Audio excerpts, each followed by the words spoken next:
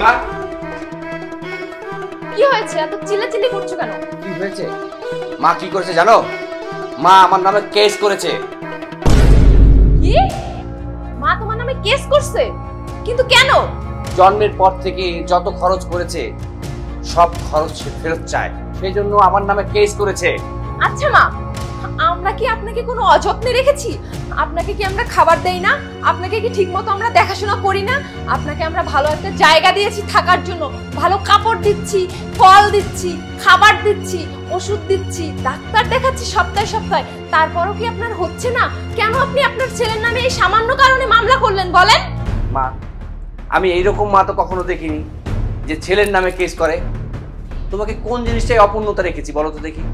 যখন যা লেগেছে তখনই তো তোমাকে তা দিয়েছি, তাহলে কেন তুমি আমার নামে কেস করলে? তোমার টাকা পয়সা খাওয়া দাওয়ায় কখনো অভাব রেখেছি?